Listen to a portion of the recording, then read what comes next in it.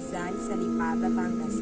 Dahil sa pareho kami ng paaralang pinapasukan ng kanyang kapatid ay palagi siyang dumadalaw.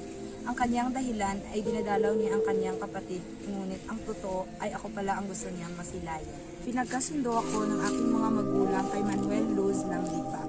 Nang kami ay pauwi rin ng Batangas ay nakita ko rin si Rizal na pauwi sa Calamba.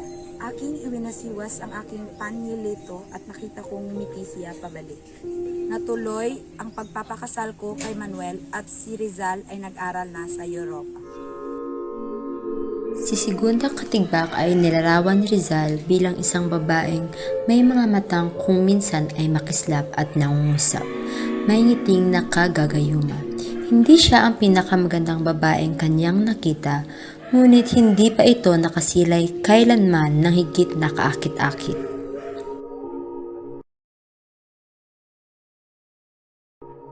Leonor Valenzuela, maaari niyo akong tawaging Orang. Ako ay naging kapitbahay ni Rizal nang siya ay nanirahan sa Intramuros habang nag-aaral sa Universidad ng Santo Tomas. Sa kadahilan ng magkapitbahay, maraming pagkakataon na kami ay nakikita ni Rizal, may okasyon man o wala. Palagi niya akong binibigyan ng liham, ibig na may tintang tinatago. Si Rizal ay umibig ng gusto kay Orang, ngunit ang dalaga ay walang nararamdaman para sa kanya. Ito ay nagpatuloy sa kanyang buhay at binigyang pagkakataon ang ibang mga manliligaw, ni hindi man lamang ito umiyak nang umalis si Rizal Si Leonora Rivera, pinsan at kababata ni Rizal. Nagkakilala kami ni Rizal nung ako'y 13 gulang pa lamang at kahit na umalis siya papuntang Espanya, patuloy ang aming pagbibigayan ng sulat na siyang inspirasyon niya sa kanyang pag-aaral. Isang taon na hindi ko nabasa ang mga sulat ni Rizal para sa akin dahil ako'y kinasal kay Henry Charles Keeping na isang Ingles at tenyero ng Riles. Di ko ginusto magpakasal sa kanya, ngunit siyang ibig ng aking ina para sa akin at at ipinaniwala niyang nakatakda na ang ikasal si Rizal sa anak ni Ginoong Ferdinand Lumitre. Isang taon na hindi niya nabasa ang mga sulat na ibinigay sa kanya ni Rizal dahil siya ay ikinasal kay Henry Charles Keeping na isang Ingles at henyero ng Riles. Hindi man niya ginusto ang makasal sa kay Keeping, ngunit siya ang ibig ng kanyang ina para kay Leonor Rivera. At ipiniwala niya na nakatakda ng ikasal si Rizal sa anak ni Ginoong Ferdinand Blumentritt. Ako si Consuelo Ortiz, anak ni Don Pablo Ortiz, dati alkalde ng Luzon. Una kami nagkakilala ni Rizal noong 16 ng Setyembre taong 1882 sa Madrid, at buong gabi kami nagtagpo. Palagi kong hinihiling kay Rizal na gawan niya ako ng tula, at kanya naman itong sinusunod. Ngunit ang isang kaibigan ni Rizal na si Eduardo Delete ay mayroon rin palang pagtingin kay Consuelo, kung kaya't napilitan si Rizal na huwag nang ituloy ang namamagitan sa kanila ni Consuelo, at isa pa'y nakatakda pa rin siyang ikasal kay Leonor Rivera.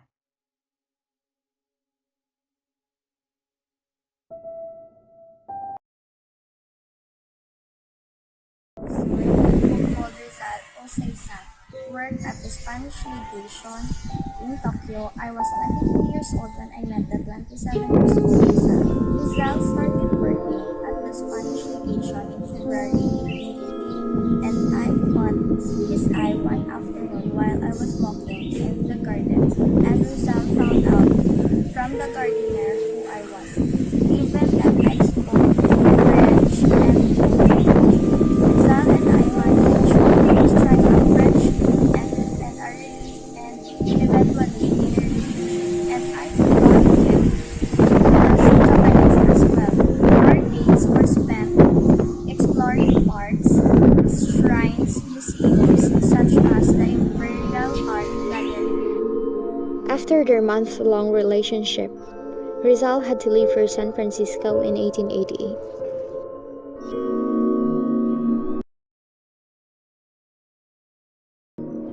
I am Gertrude Beckett. and Rizal called me Getty. I am the daughter of Charles Beckett, who was the landlord of Rizal in England, London, during May 1888. During his stay in US, Rizal headed to London and stayed for a boarding house run by my father, Charles Beckett.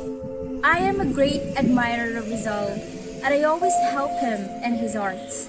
My assistant, namely Fometius Bond, also helped him to finish his art, which is commonly known as the triumph of death over life and the triumph of science over death.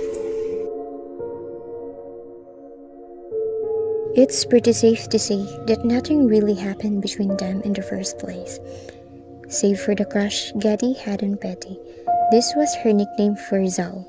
Some sources say that it was only Getty who wanted more out of their friendship, while others say Rizal got cold feet, which made him decide to leave London for Paris in March 1889, possibly in an effort to let Getty down easy. I'm Suzanne Jacobi, a Belgian woman, the niece of the landladies of the boarding house where Rizal stayed in Brussels on February 1890. Rizal spent a lot of time with me during his 6 month stay in the city, and we even went to the city's summer festival together. It seems that he just wasn't into her. Rizal left her a box of chocolates, which she didn't even open, possibly to keep as a memento. She wrote him 2 months later, telling him about the unopened box of chocolates and urging him to hurry back. In another letter she sent him, Suzanne wondered if Rizal even thought about her and resigned herself to the fact that she might not see him again. He ended up returning to Brussels in April 1891, but only so he could keep working on El Filibusterismo. I'm Mary Bustad, the daughter of British businessman Edward Bustad and Anna Catherine. I'm also the fiancée of Antonio Luis.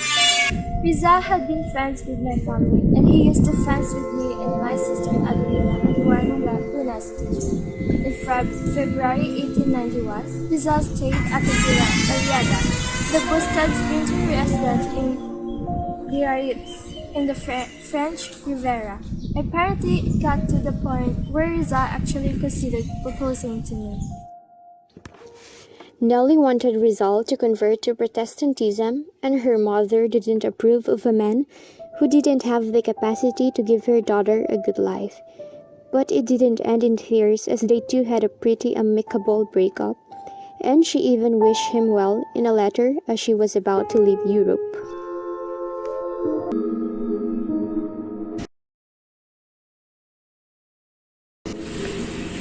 I am Josephine Bracken. I was born in Hong Kong to Irish parents, and I was the wife of Jose Rizal, and he called me Dulce Extranjera.